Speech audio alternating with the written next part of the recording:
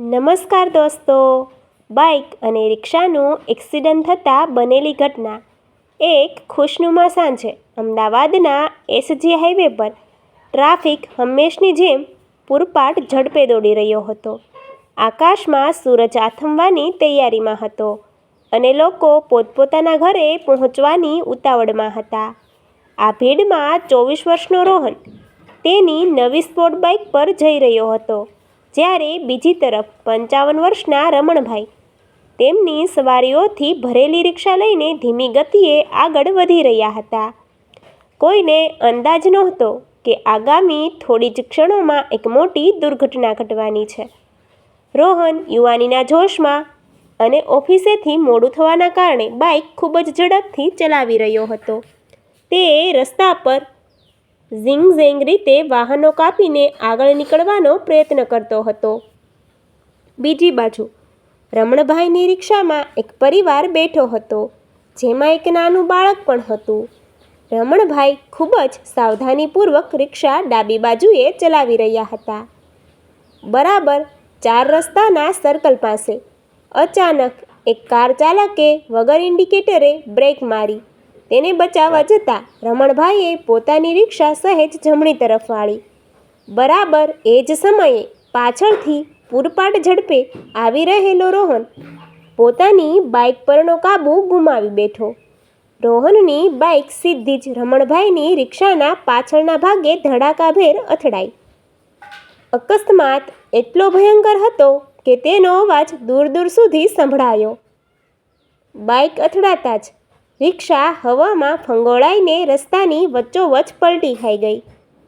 રોહન પણ તેની બાઇક સાથે ઘસડાતો રોડની બીજી બાજુએ જઈ પડ્યો. રસ્તા પર કાચના ટુકડા, બાઇકના પાર્ટ્સ અને રિક્ષાનો સામાન વેરવિખેર થઈ ગયા. હાઈવે પર ક્ષણભર માટે ટ્રાફિક થંભી ગયો. આસપાસના લોકો તરત જ મદદ માટે દોડી આવ્યા.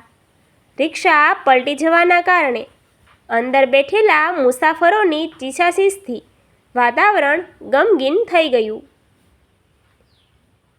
લોકોએ ભેગા મળીને પહેલાં રિક્ષાને સીધી કરી અને અંદરથી મુસાફરોને બહાર કાઢ્યા.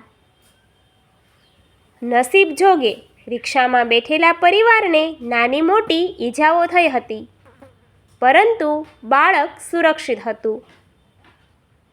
જો કે રિક્ષા ચાલક રમણભાઈના માથા અને હાથમાંથી ખૂબ લોહી વહી રહ્યું હતું અને તેઓ બેભાન થઈ ગયા હતા.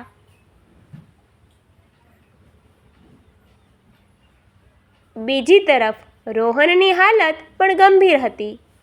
તેણે હેલ્મેટ પહેર્યું હતું, જેના કારણે તેનો જીવ બચી ગયો, પણ તેનો પગ બાઇકની નીચે દબાઈ જવાના કારણે ફ્રેક્ચર થઈ ગયો. તે પીડાથી કણસી રહ્યો હતો. રસ્તા પર હાજર જાગૃત નાગરિકોએ સમય બગાડ્યા વિના તરત જ 108 એટલે કે એમ્બ્યુલન્સને અને પોલીસને ફોન કર્યો. 15 જ મિનિટમાં એમ્બ્યુલન્સ ઘટના સ્થળે પહોંચી ગઈ. પેરામેડિકલ સ્ટાફે તરત જ રમણભાઈ અને રોહનને પ્રાથમિક સારવાર આપી અને નજીકની સિવિલ હોસ્પિટલમાં ખસેડ્યા. ટ્રાફિક પોલીસે ઘટના સ્થળે આવીને અકસ્માતગ્રસ્ત વાહનોને રોડની બાજુ પર કર્યા, જેથી ટ્રાફિક જામ હળવો થઈ શકે. હોસ્પિટલમાં બંનેના પરિવારોને જાણ કરવામાં આવી. રોહનના માતા પિતા દોડતા આવ્યા અને પોતાના દીકરાની હાલત જોઈને રડી પડ્યા. રમણભાઈનો પરિવાર પણ ચિંતામાં ડૂબી ગયો હતો, કારણ કે રમણભાઈ જ ઘરમાં એકમાત્ર કમાવનાર હતા. હોસ્પિટલમાં જ્યારે રોહનની અટકાયત કરવામાં આવી ત્યારે તેને પોતાની ભૂલનો અહેસાસ થયો. તેની વધુ પડતી ઝડપ અને બેદરકારીના કારણે આજે બે પરિવારો મુશ્કેલીમાં મુકાયા હતા. ડોક્ટરોના અથાગ પ્રયત્નો પછી રમણભાઈ ભાનમાં આવ્યા અને રોહનની સર્જરી પણ સફળ રહી. આ અકસ્માતે રોહનને જિંદગીનો સૌથી મોટો પાઠ ભણાવ્યો કે રોડ પર સ્પીડ રોમાંચ આપે છે, પણ તે જીવલેણ સાબિત થઈ શકે છે. આ ઘટના માત્ર એક અકસ્માત નહોતી, પણ રસ્તા પર દોડતા દરેક વાહન ચાલક માટે એક ચેતવણી સમાન કિસ્સો હતો. Thank you.